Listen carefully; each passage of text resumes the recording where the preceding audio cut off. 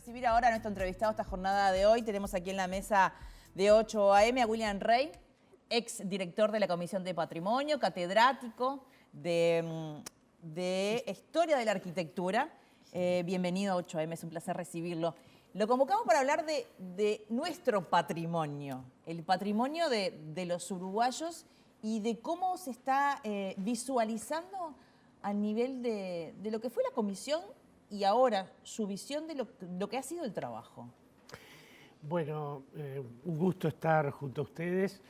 Bueno, el trabajo sobre el patrimonio es un trabajo permanente, uno nunca alcanza metas. Sí. Y por lo tanto nunca se está conforme. Siempre hay debes, siempre hay cosas por hacer, siempre falta mucho por hacer, como decía aquella frase. Y bueno, podríamos decir que en ese sentido nunca hay una gran satisfacción. Bien, ¿y cómo es el proceso para declarar un inmueble patrimonio?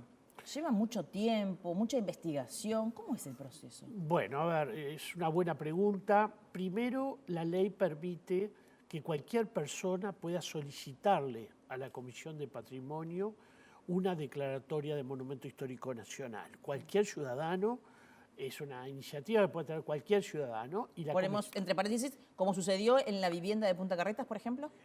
No exactamente porque Sí. ahí nadie lo solicitó. O Ah, sea, bien. hay una iniciativa que tiene que llegar a la comisión.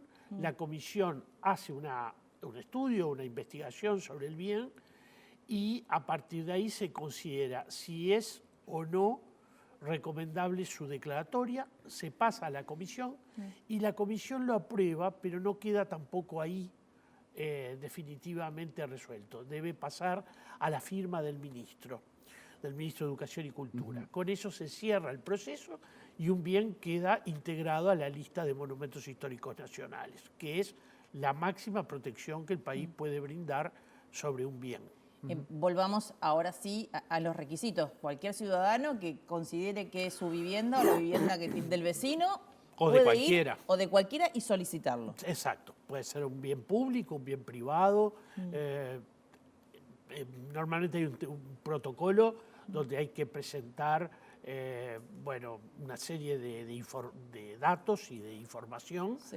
pero bueno, la comisión se aboca rápidamente a investigar y Ahí va, a iba resolver. a eso. ¿Y qué se analiza puntualmente? Bueno, eso también es una interesante pregunta. Depende del bien. Sí. No nos olvidemos que Monumento Histórico Nacional, que es la figura que encontró la ley para destacar y proteger el bien, puede implicar a una variedad enorme de objetos, de bienes, de escalas. Un anillo puede ser monumento histórico y una estancia puede ser monumento histórico. O sea, cosas que son muy, muy diferentes entre sí.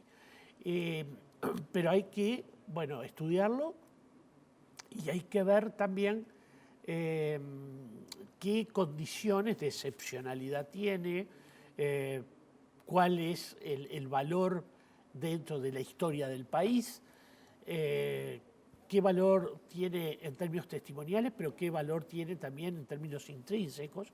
Si se trata de una obra de arquitectura, bueno, qué calidad tiene esa obra dentro del conjunto, ¿verdad?, de la historia de la arquitectura del país.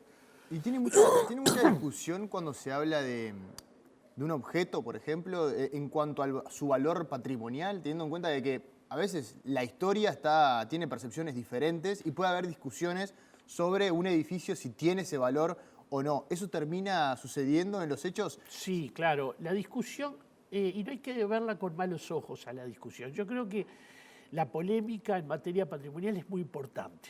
Es como que le agrega un espesor cultural, Claro.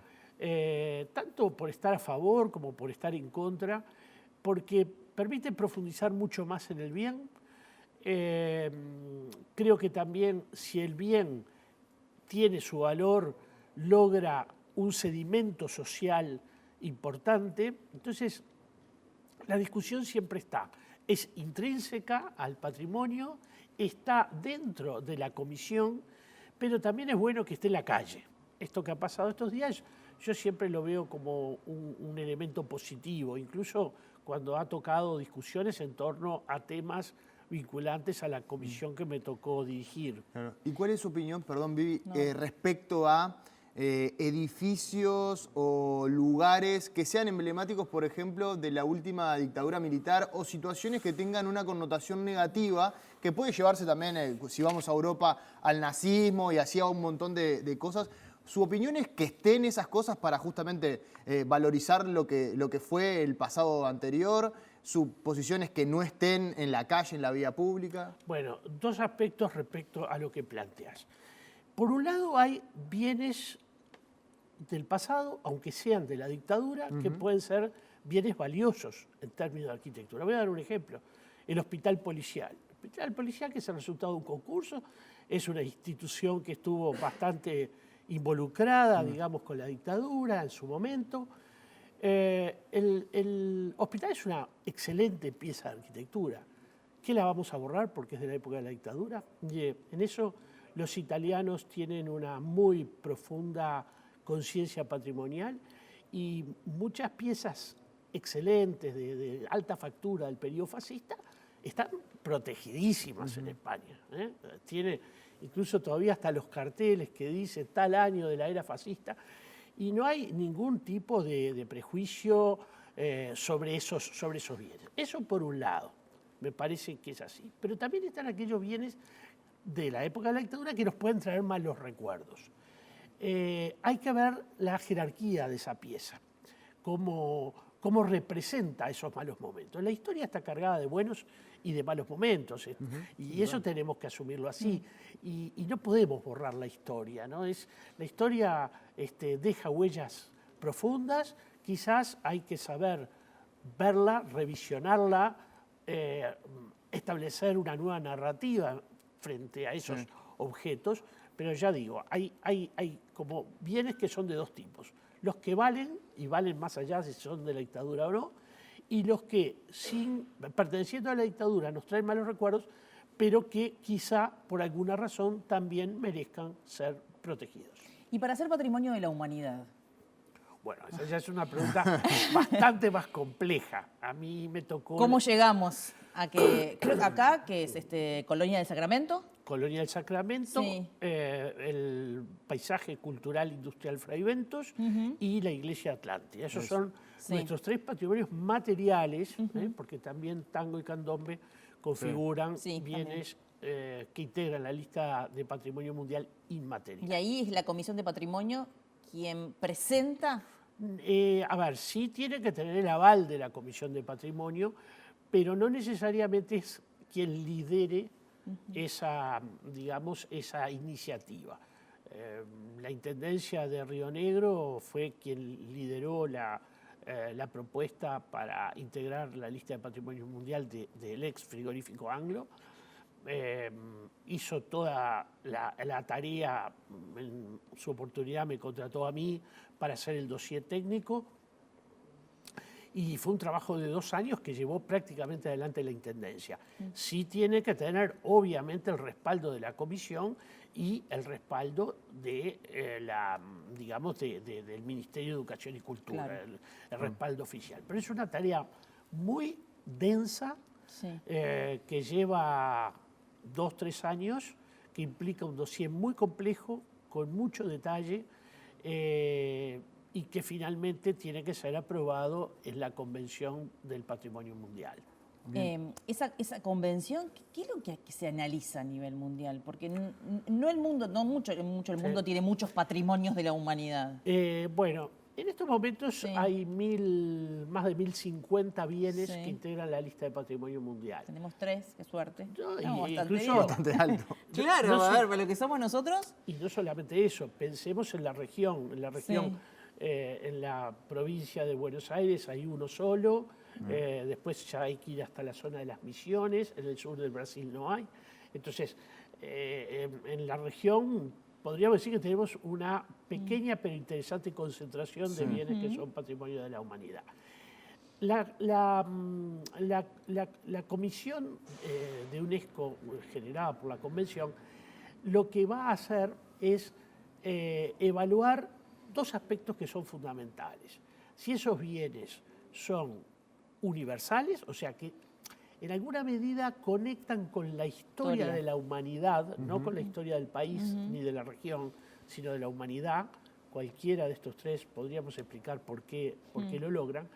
Y además tener un altísimo nivel de excepcionalidad. O sea, es universal bien, pero además es excepcional. Claro. De tal manera que si desapareciera, desaparecería también una parte importante de los testimonios de la historia humana. ¿En el caso de Colonia del Sacramento? Bueno, Colonia del Sacramento fue un bien que jugó un papel muy relevante en el siglo XVIII. Si uno mira los grandes tratados políticos, el de Utrecht, el de París, el de Madrid, va a ver que siempre en las grandes negociaciones europeas está metida la Colonia del Sacramento. ¿Por qué? Porque afectaba a los reinos de Portugal y de España. Y entonces juega un papel, yo diría, geopolítico, que está más allá del Río de la Plata. Claro. Forma parte de las estrategias, por ejemplo, que tenía el reino de Portugal en América, y la propia España también en América. Y también las luchas intestinas que tienen que ver en Europa. Entonces, hay una escala mundial de Colonia como un factotum, digamos, histórico. La conservación es fundamental, porque cuando uno va a Colonia del Sacramento, hay determinados requisitos que si uno quiere poner un negocio, por ejemplo, en Colonia del Sacramento, no se puede modificar absolutamente nada. Ya en los colores, en las estructuras, ¿así funciona? Así debería funcionar, no siempre funciona así.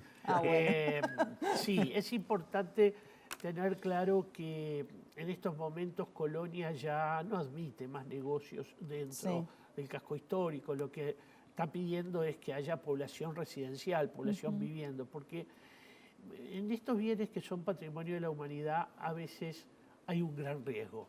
Y ese gran riesgo es lo que yo llamo la disneylandización del lugar, o sea, que se transforme en una especie de parque temático, de parque comercial, y que no se dé lo que tiene que darse, que es la vida cotidiana, normal, de vecinos que viven en el área, y se produce también lo que se conoce con el nombre de gentrificación, es decir, expulsión de la población local por otros pobladores o bien por otros usos. Entonces, sucede mucho a nivel mundial, ¿no? Que sí, los cascos, no es un fenómeno uruguayo. Los cascos viejos son, el turismo es importantísimo en esas áreas. Sí, es importante, pero también tiene que medirse. Claro. O sea, la carga comercial, la carga para el servicio turístico no puede ser omnipresente, no puede estar en todos lados, ¿verdad? ¿El Estado hace lo suficiente para mantener patrimonialmente la ciudad, Colonia del Sacramento, Montevideo? Nunca hace lo suficiente. Es decir, yo en eso soy siempre un inconformista, y creo que es bueno ser inconformista para no pensar que estamos siempre bien, y cuando en realidad no lo estamos. Hay mucha presión siempre privada, hay presión obviamente de intereses que quieren sacar más partida y tienen todo el derecho a hacerlo, pero el Estado también tiene que cuidar la gallina de los huevos de oro. O sea, hay bienes que si no los cuidamos, un día los perdemos. Y el turismo, y es bueno recordarlo, el turismo va y viene, es muy dinámico. Ustedes se acuerdan en la década del 70 lo que era Acapulco, el gran eje del turismo mexicano. Dejó de serlo, eso se vino abajo. Entonces el turismo hoy está y mañana no está. El patrimonio está siempre. Claro. Una bien cortita antes de cerrar. Valor patrimonial de Las Palmeras. Picudo Rojo está haciendo una afectación importantísima en ese rubro en particular. ¿Qué valoración hace, qué balance hace de lo que está sucediendo? Bueno, que estamos llegando un poco tarde, pero aunque tarde hay que llegar.